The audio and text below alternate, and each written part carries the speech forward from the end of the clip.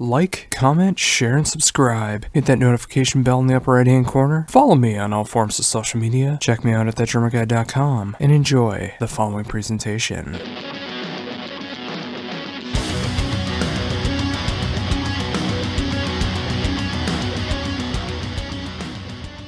Hello.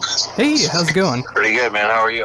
I'm doing good. Thank you very much for taking time to do this interview. I'm into it. Sounds great. Oh, awesome. Well, this is actually an interview I've been wanting to do for a long time, and I'm glad we were finally able to make this work out and get your insight into everything that you do in the world of rock and metal. Well, do you want me to start at the beginning, or do you just want me to talk about what I do right now? Well, actually, let's start with what you're currently doing right now. I mean, you're a part of an amazing tour package that's currently going through North America right now. Yeah, I am. I'm doing front of house for both Orphaned Land and Theater, and I'm also tour managing it.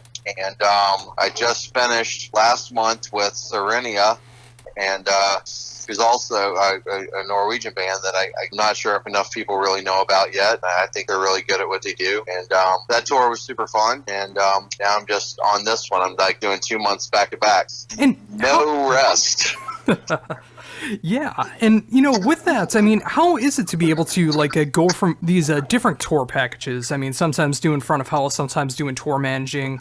I mean, how is it for you being able to adapt to those situations? Well, tour managing is a funny thing because these days, a lot of times, you know, most of the time, a lot of people want to combine where they want to have like the front of house guy also be the tour manager, or they want a merch person to be a tour manager. And it's funny because for, you know, monetary reasons or this, that, or the other, you say, yeah, I'll do both. And what ends up happening is you have like a sound engineer. A lot of us used to play music, so you basically have a musician sound engineer that all of a sudden turns into an and it's a lot of printing, a lot of emails, a lot of advancing. But for me, I'm a full-blooded engineer through and through, 100%. I genuinely like what I do. It wasn't by default. I always took it really seriously, and I've always really cared about it, and I really like it. So I prefer the engineering part of it, but I don't mind the tour managing part of it that much. And you just sort of wear both hats at the same time, and it's not that interesting. The engineering part of it is always more interesting. But I mean, it gets funny sometimes, like when you and I met, when Triptychon came to MDF that time. Yeah. That was, you know, the night before they got in. They had ended up flying to a different airport. Their luggage went to one airport. Myself and my good friend and tech, Brian Benson, ended up in an Uber. I think it was a $200 Uber ride to go from Baltimore down to Dulles to go get their instruments because they had been flown to one place and the band had been flown to another. Middle of the night, trying to go find instruments and baggage claim at a different airport. You know, get up, jump on a PA system and bring Triptychon, you know, to North America for the first time at that point in several years, and make sure that it's everything that it should have been. Because, you know, I mean, I'll say this, you talk about wearing the different hats. I take the engineering part extremely seriously. It's not just because I love it, but a lot of times you have people trusting me to be the voice between them and their audience. And I mean, my biggest nightmare is that a show go wrong because of something I wasn't able to accomplish. I mean, let's face it, we're in heavy metal, you know, and I mean, systems are not always wonderful, and it just takes a certain kind of person to be able to pull that together and pull the best out of it. But for us that mix, we really are that link between them and the audience, and if we're not doing it justice, then we're actually doing a disservice to both people, and that's the last thing I would ever want to do. I mean, I think it's funny when, you know, like, I am genuinely happy when a show is just going off and it sounds good to me, you know, and especially if I'm in a good mood, you'll see me counting with the band because I was a musician first, and one of the ways that I mix is that I stay in time with them so that my moves are happening on beat, which is probably a really strange thing. And I didn't even know I did it. It was subconscious, but I was in Rome with Cynic one time, and one of the guys from the band, Chimp Spanner, was watching me mix Cynic, and he was like, do you realize that you stay in time with the band? I was like, no, what do you mean? He's like, you either bounce or you count with your hand on the console. He's like, you're playing along with them, but you're riding Vader. So I know, it's pretty weird, but whatever. And I mean, we're in the different hats. I mean, I don't know. I don't think that you plan everything that happens. I think that sometimes you just sort of fall into things, and it just becomes what it is. And, I've heard people say a lot of times that I'm really lucky, and I'll agree that I'm fortunate to get to work with so many talented people and get to see so many places in the world and get to make friends all over the place. And, even at times earn the respect and friendship of my heroes, like Tom Warrior is a great example of that. And, but I don't necessarily know that it's luck. I think that luck may have given me the opportunities. And I would just say this to anybody that's working, that, you get there in the seat, but you have to rise to the occasion. Yeah, and I couldn't agree more with that. And every time that I've ever seen you when you're up here in Minnesota or like at MDF, I mean, I can definitely tell that you are on top of everything that you are in charge of. And yes, there is a lot of fortunate things that's going with it, but I wouldn't call it luck either. I mean, I can definitely tell that you've earned everything that you've been working for. I mean, like with all of these bands that you've been a part of, I mean, whether it was 1349 or Dying Fetus or Triptychon at MDF, I mean, you definitely work towards all of that, and you're getting that name recognition, whether it's in the tour aspect of it, whether it's in the studio, whatever the case is. I mean, you're working for it. It's more than just luck. Sure. Well, I care about it a lot. I mean, I could just say that I actually care about what I'm doing. And, like I said, I just want to, always try to put my best foot forward and do my very best for, whoever hires me, because I do believe that they're trusting me. I mean, you mentioned 1349. Those guys are like my family, and they're a noisy, fast black metal band. It's sometimes probably some of the hardest things that I try to mix, because it is really oral hellfire. It's a wall of distortion at Mach 10 for an hour at a time, and it's hard. It's not easy, but I have a rapport with those guys, and I've been with them, like I said, for a really long time. And after you work with people that closely for a while, you don't mind the work. You don't mind going super hard at it, because it becomes like family. I mean, those guys are my brothers. I mean, I consider myself 100% Legion, and in my own way a part of that, whatever part that is. And I don't know. I definitely try. That's the best I got. That's what I can say about it. And with that, I mean, how much time and experience do you think it took you to be able to adapt, say like with the engineering work, the FOH work, how hard is it to be able to do something from like 1349 to doing something like Tyr and Orphanland, just like being able to adapt different bands and different setups? Well, I mean, I think technically wise, I always understood that. Like, I always understood the ins and outs. My father was an acoustics engineer for NASA for almost 30 years. Oh, wow. And we had 4-tracks and things like that around the house, and instruments and amplifiers. As long as I can remember, I know that I was learning kind of multi-tracking when I was like 10. I would read stories into the tape machine, and then he would show me how to add music in the background and make sound effects and things. And then I started my own bands, and I always ran my own sound for my bands, and fixed my own gear. And so when I started engineering, there was a little bit of a leap where there were some technical things that I needed to learn. There was some math, and I taught myself all of it. And then you just kind of get thrown into it. But the most valuable thing that you can learn is just, once you understand how voltage works, how air works, and how sound works, if you really understand it, and if you have that sort of mind where you can take a three-dimensional picture of the system that you're involved in, where you can reach out mentally and touch any part of it, your troubleshooting skills go through the roof when you can build that model in your mind. Once you get there, the rest is easy. I mean, you kind of just, as long as you can picture what you want it to sound like, and you have the technical background to be able to go after it, I think it's easy to adapt. I mean, a lot of people in metal don't know, but one of my main jobs over the last few years has been to work with a legendary New Orleans piano player, Dr. John, who, if anybody's not familiar, he did that song Right Place, which was in the movie Dazed and Confused. That's a good reference point for who he is. But Dr. John has 9 Grammys and is in Rock and Roll Hall of Fame. That's completely different than anything even remotely related to heavy metal. That's a grand piano in front of a rock band with horns playing New Orleans jazz, and I was also his front of house guy. And then I turn around and I do in-ear monitors for the band Lifehouse, which is a far cry from 1349. I think it just comes down to loving music and having an idea what something should sound like. I mean, the idea of good, like the philosophy of good, I always say that good is so subjective because what's good to one person may not be to someone else. So I think you just have to have your own picture of what good or correct is. And then once you have that, you kind of adapt to anything. And I listen to a lot of different kind of music too. I mean, I don't, just spend my days like, blasting at the gates and Morbid Angel. I don't really do that. I mean, I like it. I love all that stuff, but I listen to a lot of different music. So pretty well rounded as far as like what the listener expects within a certain genre, Oh yeah, and that's so important. And I do remember that too. Like I remember seeing like pictures all the time of you like being able to go out on tour with Dr. John, and I didn't realize you did stuff for Lifehouse too. And that just that all of that combined with all of the metal stuff that you do, I mean, it really shows how well versed that you can become. And a lot of people may not realize, just like being able to be creative in those different senses, expanding your sound, whether it's just listening to it or working for other music, would help you out well-rounded when it comes to whatever you're choosing to do.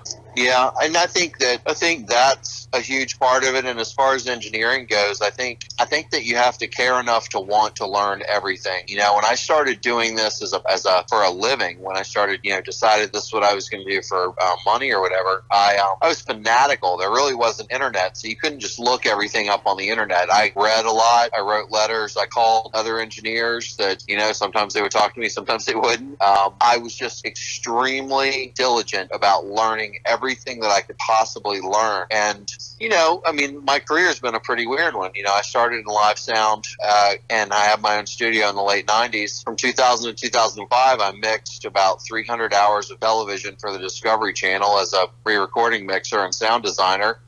And then a lot of people don't know that I then spent from 2005 to 2009 teaching large format recording at a college.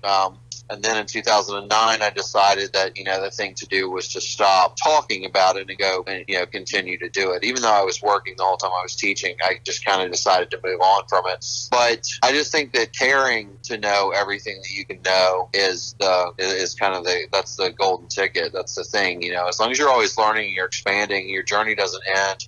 You don't get your ass on your shoulders and think you know everything. As long as you're willing to listen and pay attention to, anybody that you come across. I mean, I've learned things from guys that are like way younger than me, that are like house guys that are, look at this trick on this console I can do. I'm like, shit, I never saw that happen. That's great. Like you're open-minded enough to do that. And at the same time, I still seek out and, have the desire to speak to my elders. I had the opportunity to have coffee with Joe Barresi, who is, iconic, has done the Melvins, has done Fu Manchu, has worked with Queens of the Stone Age, and I got to sit there and ask Joe questions way deep into my career only a couple of years ago. And the opportunities to learn just have to be grabbed and appreciated.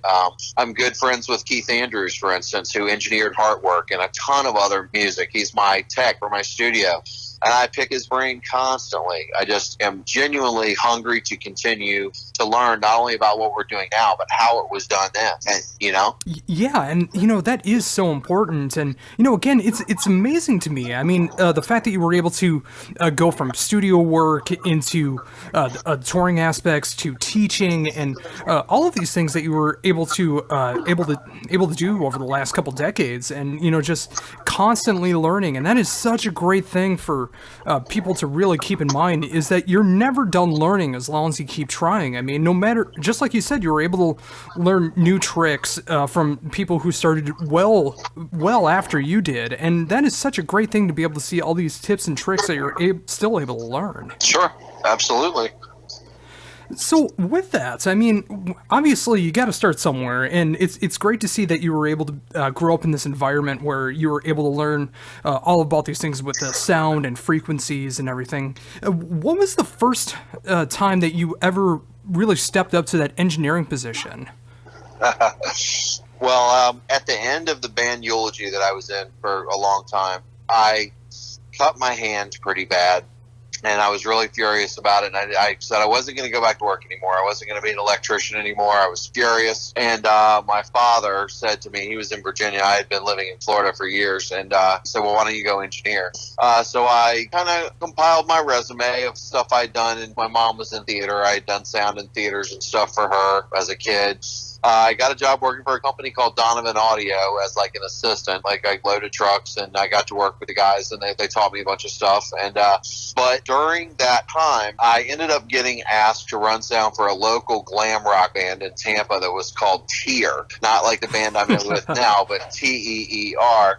And then I also started running sound for the bass player of Eulogy's new band, Angel Trumpets, in clubs. So I was cutting my teeth a little bit there, but I mean, this is a funny story. I went home to Virginia and I got a call in the morning one day. It wasn't too long after I'd been there, and I'd only been engineering professionally for maybe like 6 months. And I got a call, and they're like, we need a monitor engineer that will not be back. It's a television broadcast. It's out to 30 million people. The monitor engineer just wrecked it last night, fed back all over the place. You know, are you the guy? And I was a kid, and it was like 6 months, you know, into my career, but I'm stupidly fearless, of course. And I went, absolutely. I need an analyzer, because there wasn't iPhones at the time with analyzers on them. There was like these big gold line things with like paper receipt like printouts. And I was like, I need an analyzer. I need to be on stage at 7 o'clock in the morning, and let's go. And that was the crossover moment where I was like, any challenge accepted. Any challenge accepted. I've got this. That was definitely when I stepped over that line and I was like, I'm here. I'm doing this. I can figure this out. You know, this is my chance. I've got to take it. You know, I use this analogy a lot, Josh, and it's funny. I used to skateboard when I was a kid a lot, and anybody that's ever skateboarded, stand on the edge of a ramp, on the edge of the coping, and if you're hesitant, you absolutely will shoot your board out from under your feet, and you will roll down the transition, and you will break your ankles, and you will smack your head on the coping, and it's physics. There are no variables. That's what will happen. However, if you lean forward with all your might and stomp down into the transition, you will make it. I can't promise that you're going to do like big 70s frontside Tony Alva air on the coping on the other side, but you will definitely make it down the transition. And that analogy is how I approach everything. I mean, I still get anxiety, you know, I mean, a little bit, like walking up to a console in the theater, you know, full of like a couple thousand kids or whatever. You always kind of crack your knuckles and you go, all right, you know, here we go. Hold on. You know, there's always that like rush. There's still like that little bit of a rush behind it even now. So, you know, I mean, you just have to seize it. And, you know, it's like controlling a monster. You got all this sound. I mean, we've all heard what feedback sounds like when somebody's completely blowing it, you know. I mean, we've all been to a show that sounds bad, and like you're the guy that's walking up and taking hold of a monster of actually what is a lot of energy, because you're moving a lot of air and sort of wrestling it to act like you want it to act. And so once I crossed over that point and I accomplished that, and it was in front of like my father. My dad worked for some of the people that were putting on the broadcast. Very famous remote recordist Steve Remote was there, and he did the Cro-Mags Age of Quarrel record, but he's also really well known as a remote truck mixer. You know, I mean, I was like under the eyeballs. People that I really respected were looking at me, and I was like, here we go. We're going to do it. You know, I mean, it was just, that's how it was. So, yeah, that was the moment. Oh, that is just so inspiring. I mean, whether it's that example or just like the skateboarding analogy, which I think is just fantastic. I mean, especially when you want to move forward in something that you're doing. I mean, it's great to see, even though it can backfire, and it has backfired on all of us, but the fact that you are able to be so fearless in the situations that you are, of course, having a little bit of anxiety and nervousness that happens once in a while, but, you know, just that drive to want to make something the best that you can possibly make it, you know, make the changes that you need to make if anything does happen, and just being able to push forward. I mean, it's so awesome to see that you were able to do that in such a young aspect of your career. Well, I will tell you something that's really funny about that is that a lot of times when I go on tour, you know, I don't get sound checks a lot. Matter of fact, a lot of people have probably seen me out with Go Tour. They've been my clients just as long as 1349. Sammy and I have been friends since the Acid Bath days. Ben is one of my best friends. I love that band. I think that they're the best at what they do. And a lot of what we do is direct support, which means no sound check, 15 minutes, line check, go. And where they're concerned, luckily, I know really everything there is to know about that band, especially now that I've made their latest album. I really know everything there is technically to know about them. But what I was going to say say is that sometimes when you have to go and you don't have time to do anything and you just have to bring it up, the only thing you can do is calm down, stop looking at the bigger picture, get the vocal up, get the snare up, get the kick drum up, and start at one, and just one thing at a time. And don't lose that focus. Just move across it one thing at a time. Because when you get in that situation where you don't have control, you didn't have a sound check, and it's maybe not starting out great, that's the only thing you can do. One thing at a time. And you absolutely have to stay calm. And I mean, everybody's gone in the funnel. I mean, I haven't in a long time. I usually have it together. But I mean, everybody has a bad night. I mean, that's just something that happens. There's nothing you can do about it. Everybody does. And when that night comes, the only thing you can do is just take it one piece at a time and don't freak out. You just cannot freak out, because freaking out is the end of you. And 9 times out of 10, if you do that, by the time the first song's over, you will have it pulled together. It's just stay calm. And I mean, another thing I'm going to say, since I actually get to be a sound engineer and say this, to the people out there that love to come talk to the sound guy, trust me when I tell you, just like Dave Ratt said, if it's going wrong, we know. The time we're taking to you is time we're not taking to fix it. So while I appreciate the input, and while I know you bought your ticket, trust in your little heart of hearts that the engineer is fucking working on it. I promise. Yeah, and it's just like anytime I've seen you, it's like I always make sure to wait till before or presumably even better after the show, because I know there's so many things that can go wrong, especially when it comes to doing the engineering work in the live setting, and you do need to focus on that to try to get the best possible live show. So it's like afterwards, sure, making sure everything's done and everything, but especially during, I've seen so many people try to do that, just trying to tell the engineer what to do and how to make things better while they're trying to fix it. And I can just imagine that being such an aggravating experience when you're trying to deal with that. Well, do you know what's weird about that is that I've literally had shows, Serenia, which is definitely not the kind of thing that I listen, but I enjoyed working with them a whole lot, and now I'm a bit of a fan. I like their songs and stuff.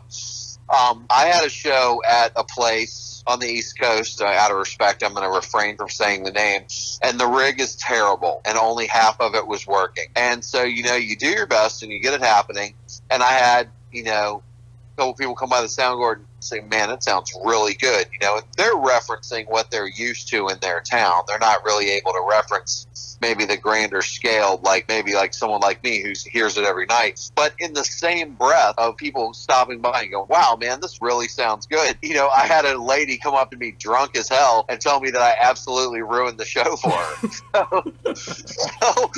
It's funny. You kind of have to just take it in stride, but it does mean a lot to to me at least. I guess I can't say everybody, but it does mean a lot to me if somebody walks by the booth and they're like, man, it sounded incredible tonight. That feels good, because you took part in helping them enjoy the show, and then you did your job or whatever. But yes, the helpers are wow, yeah, no, I don't like the helpers.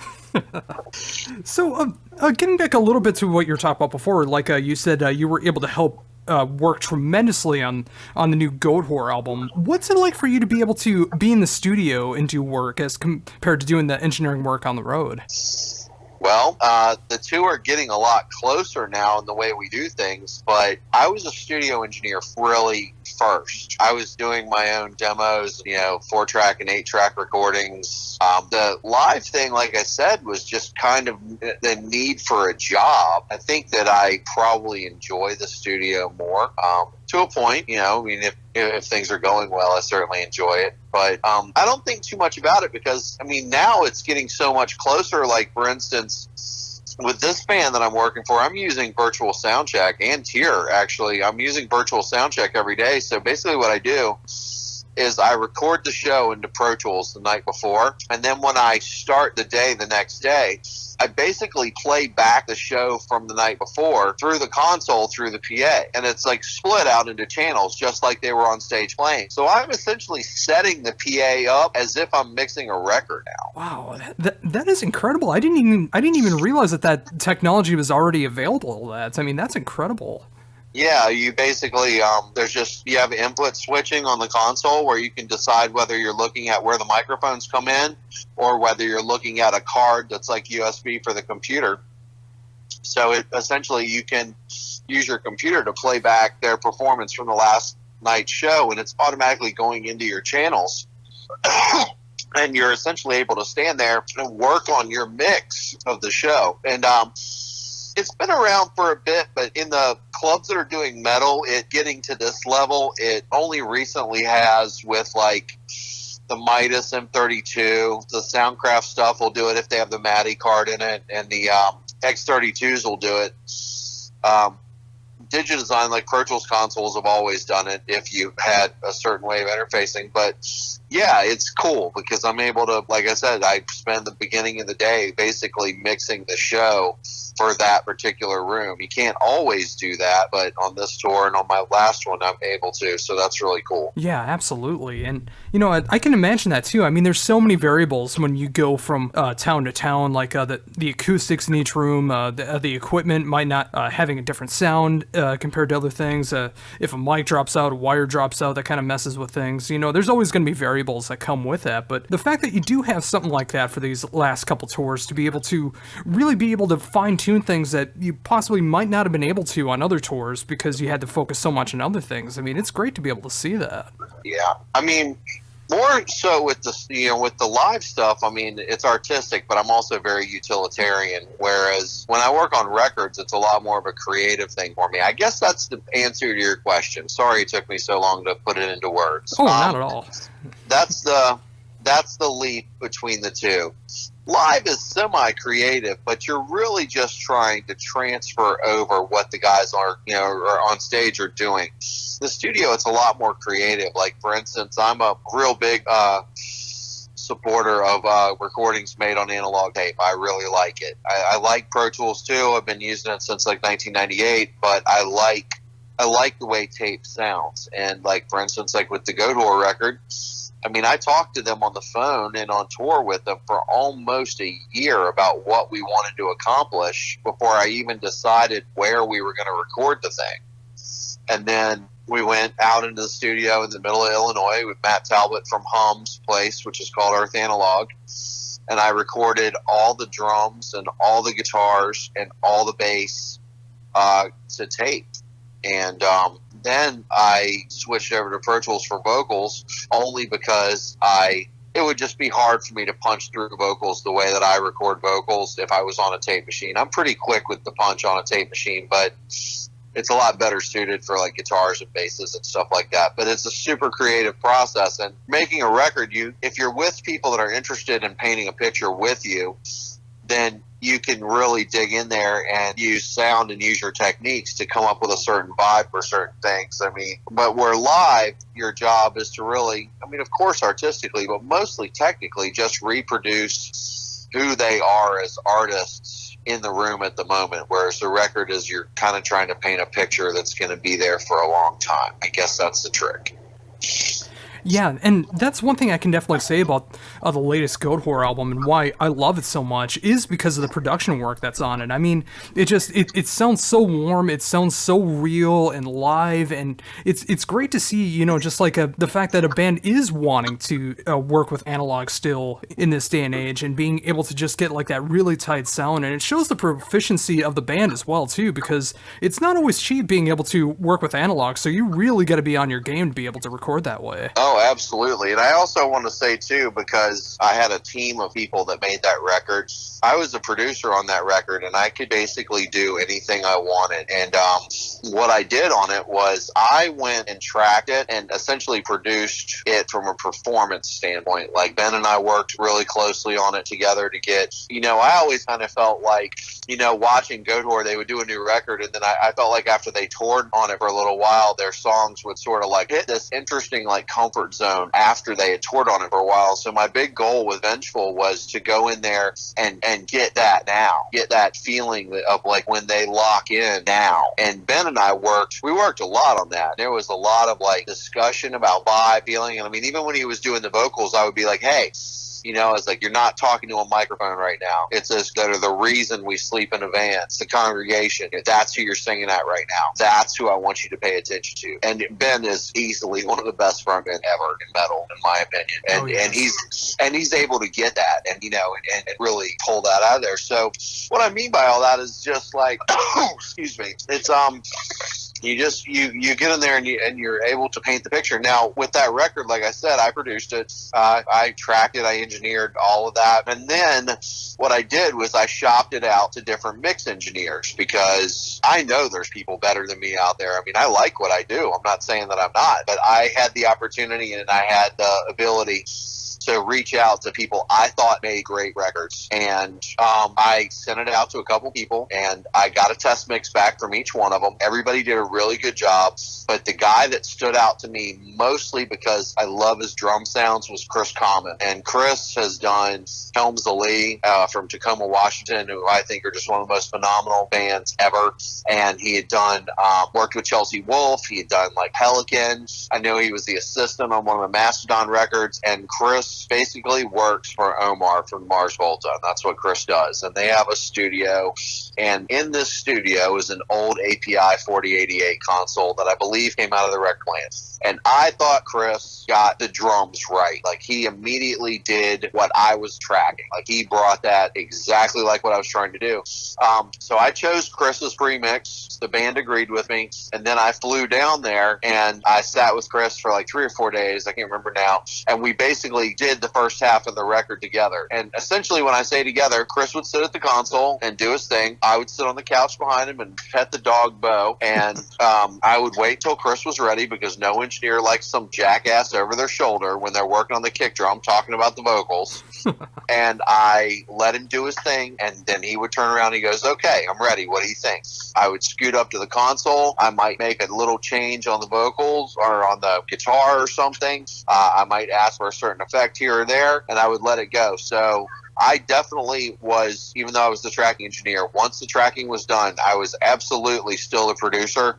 But Chris was my mix engineer, and Chris deserves just as much credit as me, because he killed that mix. And then we were also lucky enough to have the ability to get Mayor Applebaum, who's a great mastering engineer out of California, to put the final touch on it. So I'm super stoked on that record, and I definitely feel like it was a perfect blending between what I wanted to see and what the band wanted to see vision-wise. But I want to make it clear to anybody that my two guys that did their parts on the record with me were extremely essential for it being what it is. And I am friends with Chris, good friends. We dork out about gear and like send pictures of stupid gear crap that we're buying to each other, and I couldn't have done it without them. Those guys were great. And again, that proves the point that you were making earlier, that you can always learn from somebody else, no matter who they are. And that really shows from this album in particular. You know, it's just like this great behind the scenes team was able to put their parts together, work on making possibly even the best Goatwhore album to date. And it really does help, you know, with the proficiency of the band and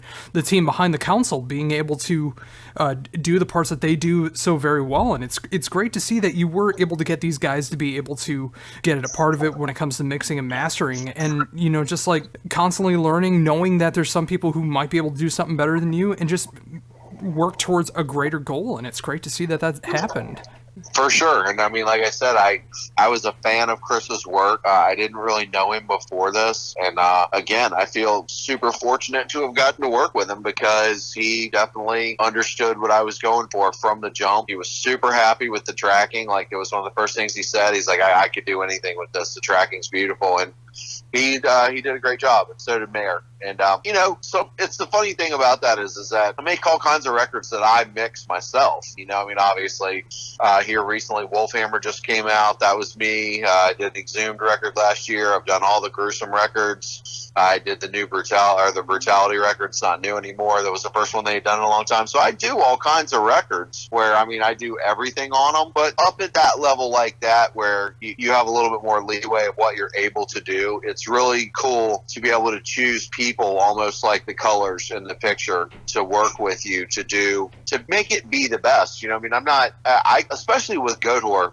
not that other bands are any different, but with Goatwhore, those guys, you know, they've been my client for a long time, and they're also also my friends. And so I just wanted to make the best Goat Horror record that could be made, not in comparison to anything they've done before, because I love all their records. I think Eric kicked ass on all those records. What I mean is I wanted, when it came time for me to have my shot at it, all I really cared about was making the best Goat Horror record that I could make. And if that, meant that I had the opportunity to bring in people that I respected, then I was absolutely going to do it. And I was lucky. And I got to work with two guys on the mix side and on the mastering side that are phenomenal engineers in their own right. And I feel like the three of us were a deadly combination, because I do love the way that record came out ultimately. Oh, absolutely. And with that, I mean, I'm glad you touched on it, because I was just going to be bringing it up. Just like your recent work, like on the new Wolfhammer release, which is outstanding, and the new Gruesome album that's going to be coming out. I did hear the first single that came out this week, and I love the production that's going on with that. And again, just like talking about the versatility of what you're doing. I mean, between like Goat Horror and Wolfhammer and Gruesome and all of these different bands, and just like in a somewhat relatively short amount of time. I mean, it's great to see that you're able to adapt when it comes into being in different studios, working with different. Done at my studio in Orlando, which is called New Constellation, and I own it with my friend Jeremy Miller, and I do a lot of the work there. Like, for instance, like Wolfhammer was done in a week. I mean, a lot of people don't know that, but wow. Like they came right off a tour. Like they literally drove to my house from tour. We went into the studio immediately and we blew it out in like 7 days. And then I was waiting on some tracks, and I ended up going up to Chicago and mixing it. I have like a mix room in my girlfriend's house, and I basically mixed it there. And that was a week. Like the new Ultra Morte record that I just finished tracking before I went on tour that I'm actually playing on, I actually joined this band again like in a week. Like, just everybody comes in, they know their material, they know what needs to be done, and you go, hey, this is the budget, this is what we got to do, and you just knock it out. I mean, it can be tricky, and you probably in some ways you have to like settle for some things, because time's the enemy. Whereas with the Goat Horror, I didn't have to settle for anything. I could take as long as I wanted to do whatever I wanted. And with like notoriously Gruesome, I don't have a lot of time to do those records. And those records are funny because of course it's like the whole death thing. Like they want to sound like death, and we always I always have like not arguments but discussions with them. We're like, can't we just make a good record for Christ's sake? No, it needs to sound like this record. We're paying homage to this record. And I'm like, I actually got the opportunity last year to talk to Scott Burns. He called me, and I got to ask him. He was really stoked. I mean, he said that he liked the Gruesome records. He thought I had done a good job. But I got to ask him questions about things he was doing in More Sound. Some things I knew, some things I didn't. Some things made all the sense in the world to me. Some things didn't. But, anybody interested in engineering metal, do not ever downplay the contribution that guy made to it. Scott was triggering super early. Guitar sounds, at that time, death metal bands weren't much more than garage bands. And all of a sudden, when people took an interest in it, the labels had money. And so they're throwing these bands at Scott Burns. They're throwing money at it, but they're saying you have X amount of time to make this band a marketable product. And I mean, I don't mean garage band in a negative way, but I mean, if you remember the 80s and 90s, thrash bands and stuff like that essentially were dudes jamming in their mom's garage for the most part. I mean, Morbid Angel was the exception, but that's what it was. And so you can never ever downplay Scott's contribution to it, and I felt really lucky that he gave me a call. Now, Eulogy, my band, recorded at More Sound, but we worked with Tom only because everyone worked with Scott at that time, and we just always were trying to kind of carve our own niche. But he was really cool, and I learned a lot from the conversation, and he was super cool to me, and he liked what I was doing. And of course, I went on and made Twisted basically the way I would do it, but I like what Scott did. I mean, from the talking about Gruesome, the first one I mixed, they basically sent me the tracks. They had done it themselves. I'm talking about Savage Land. And I basically built in Pro at that time. I only used SSL emulations for the console e-compressors. I only used the Lexicon 480 reverbs because I knew that's what they would have had at the time. I really tried to make it just like it would have been done back then. And, so I don't know that I think a whole lot about the adaptation that we're talking about here, going from one project to another. I just go in and I do what my estimation of right is. I mean, sometimes I feel like it's hard for me to keep up with everything that's going on, or like, you know, not to compete, but just, you know, I have certain things that I want to do. I want to mic amplifiers. I want to use amplifiers. I want to use amplifiers. I like some of the new technology, but I like recording guitars through amplifiers. That's just what I like to do. I like real drums. I'm fascinated by the way that great records and drum sounds have evolved over time. And I mean, I'm not going to sit here and lie and say that I don't put a sample on my kick, or that I might not add a sample underneath my snare drum. But as far as like gridding or beat detectiving or like putting all samples all over the kit, I don't do that stuff. I might correct a small part of something, but if a performance is so bad that it needs to be corrected, then somebody's playing it again until they get it right. Sorry, that's just how I work. Yeah, I was just going to say, you know, it's just like my favorite albums, I mean, are the ones where sometimes you can even hear those little mistakes, like something's just like a little out of tune, or you hear a rim click hitting on a tom or something like that, or you might even hear a little breath that's going on there. I mean, when you have to completely redo everything, you know, afterwards, I mean, it's not even a real album anymore. It just feels like something that you just put together through Pro Tools or whatever. Hear someone just do a better take of something rather than have something completely done over after the fact. I also think that feeling goes to tape. I feel like feeling goes to tape. I always have. And I mostly just want to have people have like emotional, you know, commitment to what they're playing. I mean, I've definitely made people mad. I will tell you a story real quick that's super funny. I was recording a good friend of mine for about 20 years. He had been recording some drums, and it didn't come out very well, and he called me up, and he was a little worried about it. And I said, well, drive up, you know, just bring your drums up. We'll just track it. And we got him all set up. We got him all mic'd, and he was like in the studio playing, you know, and I'm keeping the names out of this, and I'm sorry, I just have to. Oh yeah, of course. This is a big drummer. This is someone who's played on a lot of stuff. And he was just kind of sitting in there, like sort of phoning it in, you know, and I hit stop, and I got up out of my chair, and I walked into the drum room, and I had my hands behind my back, kind of like leaning over a little bit, and I said, how you doing, man? I'm good. I was like, did you mean that snare hit that you just hit? Is that the hit that you want to hear for the rest of your life? Like, when you hear that drum hit 10 years from now, are you going to know that you meant it, or are you just going to hear that you're just kind of phoning it in? He's like looking at me like I'm crazy. And he's like, dude, I'm like, well, I mean, you're here, I'm here. I mean, you want to fucking do it, or you want to like phone this, you know, and I just like, I love, even though it's kind of out of the genre, I love John Bonham because he was so explosive. I love Jason Gerken from the band Shiner because he's so explosive in his playing. His vibe, his push, the way they lead with their feet, or they lay back and lead with their hands, or the way that they wait like a 64th note to pop an accent that makes it so much heavier because it almost falls into it. That kind of stuff, that's feeling. That's not to take away anything from guys that are playing 280, 300 BPM, running a marathon, and I think those guys are phenomenal too. But the guys that have that just vibe, that swing, and that just grit their teeth, I mean, you want to talk about feeling, and I mean, since you are that drummer guy, dude, Dave Whitty taking off on a blast beat in The Human Remains. Oh, yes. I mean, dude, he just leans in and it's just like, ah! That's amazing. Like, if you want to hear intensity, like, go listen to Dave at that point. Or even further back, if you want to look at like punk rock, listen to Millions of Dead Cops. That drummer's hanging on for dear life, but he's got so much commitment to what he's doing. And that's what I want to capture on tape. And, you know, again, that is just so inspiring to hear that, too. I mean, just from that story, I mean, the fact that you were able to have that kind of conversation with a well-known drummer who has been a part of some, I'm assuming, fantastic albums over the years, and the fact that you were even willing to admit to him, hey, it sounds like you're phoning this in, why don't you give this a real shot, you know, like actually play like you mean it. I mean, it shows a lot about how well-respected you are, how much that person was willing to listen to you rather than just feeling like they know everything,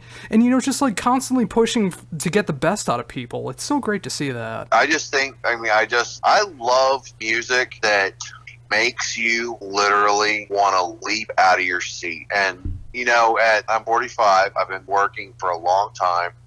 I do a lot of concerts. I hear a lot of music. I do a lot of stuff. And if I miss anything about when I was younger, I think it's the magic of a show or of hearing something new, because now I see so many shows and I hear so much music. It's a little harder for that. But every once in a while, there's some moment where something will happen, or I'll catch something on tape, or I'll capture something, or I'll hear something that still has that, thing, like 1970 Earl's Court, Led Zeppelin, in the beginning of Dazed and Confused, when Bonzo he's playing he goes with where he does those chokes on the hi-hat. Man, the first time I saw that, I had heard that song so many times. I'd never seen that live performance. I jumped off the couch with my fists in the air, and I was just like, no way! Because I love surprises like that, and I love those weird moments of performance where you can just hear someone just leaning in and just drilling into it and just meaning what they're doing. And again, I just want to say with that, I'm fortunate to get to work with a lot of talented people. I just did that month with John Rice. I love this dude so much. He's such a good drummer, such a cool dude, such a good player. And, every time I get to spend time with people that have this various, levels of talent or whatever, I'm not only enjoying being an engineer, but I am pretty grateful that I get to work with people that are so good at what they do, and then to be able to, cross that over and be able to go into the studio with some of these people and really pull them out and try to get us on the same page, or to get printed down the best version of what they've created, with their band. It's I don't know, it's humbling. It's funny. Instead of it giving me a big head, it actually does the other thing. I kind of just feel like I'm really, really lucky to have gotten there. But I maintain that once you get there, you have to rise to the occasion and you have to do your best. And with that, obviously with how often that you're going out on tour, whether it is tour managing or engineering or whatever the case is, there's so many different bands that either you've been a diehard fan of, you're friends with, or you're discovering for the first time, be it bands that have toured in the past and you're just discovering, or if they're, depending on the tour, the local bands that are opening for it. What now in 2018 makes something stand out to you when it's music that you haven't heard before? Playing well. First of all, playing well. If you're not executing what you're doing well, I don't care whether you're playing, 3 chords Ramones styles punk rock, or you're playing Origin level technical death metal. If you're not playing it well, I can't get into it, because I'm such an engineer that I'm immediately going to gravitate towards that. And fortunate or unfortunate, that's the main thing. So playing it well. Songs. There's a couple things. Songs. It's great to be able to do 3-octave sweep arpeggios up and down the neck of a guitar. That's great. I will not remember that. I won't remember a million notes. I won't remember that. Write something that has a hook. Write songs. Morbid Angel, Ultra Madness, extremely technical, very hard to play. Sit down with Trey sometime and try and do that picking. Trust me, a lot of guitar players will be humbled. Those are great songs. So true.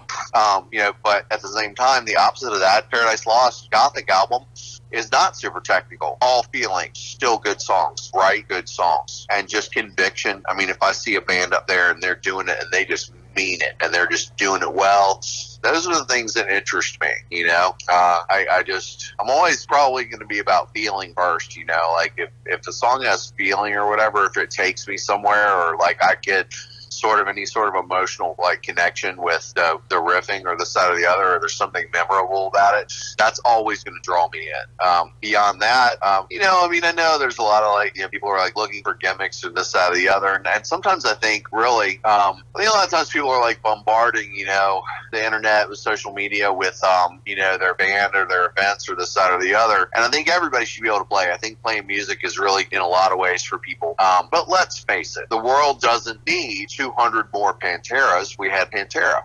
We don't need 200 more. So I think that it's important for people to spend the time working hard at what they're doing and trying to make something great. I always said greatness rises to the top. Make something great, people are going to find out about it. Maybe just spending time crafting what your sound is, though, because if you're looking for me to be interested in it, which I assume is what we're talking about, those are the things that are going to draw me in. Good songs, riffs, things that are catchy, things that I remember, melodies that stick, something really brutal even. I mean, it doesn't have to be like pretty. I'm not saying that, but brutal in the sense that like, I'm like, wow, that was friggin' rad, or I don't know. I'm on a tangent, but just quality, just trying to do your best. And I mean, even if I see like a young band that's like maybe not super proficient yet, but I can tell they've got the right idea, I mean, I'm cool. I'll be like, man, that's pretty cool. You're getting there, keep working at it. I see some stuff, Yeah, and it's great to hear that too. I mean, I think that is more of what the world needs when it comes into music in general. Just like writing well-crafted songs, no matter what the style is, have innovation behind it, and play it well. I mean, if you get that kind of combination, and if you continue to have that kind of passion behind it, you will rise to the top, just like you were talking about. Yeah, and I mean, rewinding, I mean, you want to know what I'm talking about feeling? I mean, go watch Triptychon play the Prolonging sometime. Oh, yes.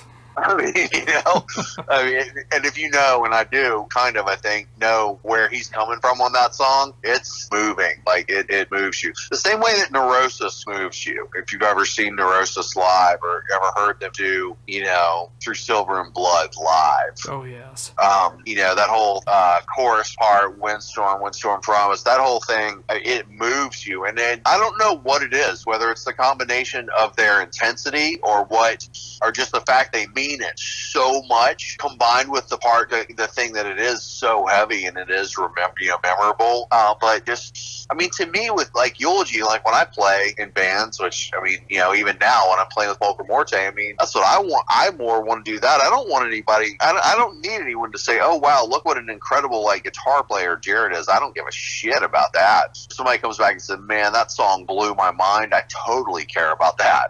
So I think just, I don't know, intensity. That's the word, intensity. Oh yeah, and I couldn't agree more with that. And it's great to see that you do have that kind of mindset when it goes into that. And I really hope that does start to catch on more. And it's just like with music today, I mean, be it online or depending on the shows, like X amount of local bands being a part of a show, there are so much saturation that's going on with music right now. It is kind of hard to be able to stand out amongst the rest, but it's just about having that passion, the meaning behind the songs that you're doing, why those riffs matter, why those drum beats matter, and just like constantly pushing yourself to be bigger and better. I mean, I think that's the way to go about things. I agree with you completely. I guess I should tell you, I don't know if but I did just get a tape machine for my own studio. Oh, nice. So now I'm fully analog as well at home. Now I don't only have to travel to do things. I'm also doing stuff at home on tape. It's a very nice machine, Studer A820 24 track, the same type of machine I did the Goat Whore record on. I've got some things coming up this summer and this fall record-wise that are pretty exciting. I'm going to finish this thing up with Tier, and I'm going to be at home for a while working on the studio and things like that. And then I'm going to go out and I'm going to do some touring in the fall with some people. And then, I don't know. I have no idea, but I'm going to continue just plugging at it. That's for sure. Oh, that's awesome. And, that was actually what I was going to be asking next. What was going to be the plan for the future? But, it's just the fact that you do actually have an analog machine now. I mean, the fact that you are going to be able to, like, really push those bands to be able to make sure that they are playing the best that they possibly can, money, expense aside, just making sure that they are pushing themselves and you are able to do that from home. That's going to be so cool to see that. Totally. Absolutely. And I mean, it's something I've wanted my entire life. Like, I mean, some people might want a Porsche or something. Like, I wanted a tape machine. That tells you a little bit about my mentality.